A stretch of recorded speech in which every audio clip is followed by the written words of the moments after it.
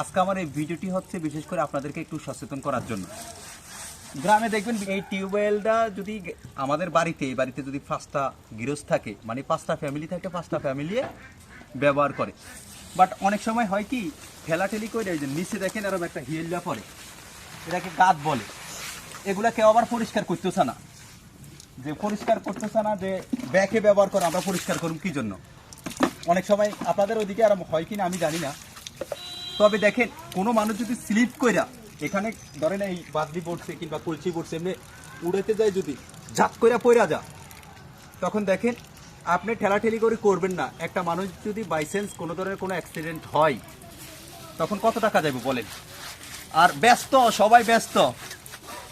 যেদিনকে পরে হাসপাতালের বারিন্দায় শুয়ে থাকবো সেদিন আর কোনো ব্যস্ত থাকতো না। তো কলের ওইটা পরিষ্কার করছে, আপনারা দেখছেন মোটামুটি। এই কলটা পরিষ্কার করতে আমার সর্বোচ্চ 5 থেকে 6 মিনিট লাগছে। দেখেন কত নিট এন্ড ক্লিন হয়ে গেছে। এটা পরিষ্কার করতে সর্বোচ্চ আমার 5 থেকে 10 মিনিট লাগছে। এই 10 মিনিট সময় দিয়ে যদি আমাদের ব্যস্ততার ভিতরে আমরা এটা পরিষ্কার করে না রাখি, সবাই ব্যস্ত আর ব্যস্ত। একটা সময় দেখবেন, যে কোনো সময় যদি একটা বাচ্চা না হয় একটা বৃদ্ধ মানুষ না আমাদের মতো ইয়াং মানুষ পইরা যদি বড় ধরনের দুর্ঘটনার শিকার হয়, হাসপাতালের বারিন্দায় মাসকে মাস পড়ে থাকতে পারে, তখন আর তাদের ব্যস্ততা থাকবে না।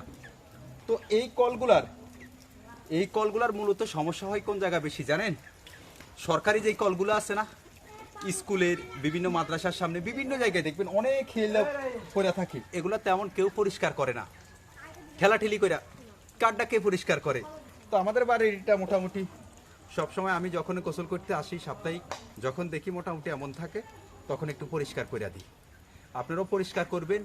5-10টা মিনিট অন্তত পক্ষে আপনার জীবন থেকে সময় নষ্ট করে যদি আপনি পরিষ্কার করেন, হয়তো আপনার এই পরিষ্কারের জন্য আরেকটা মানুষের জীবন বেঁচে যেতে পারে।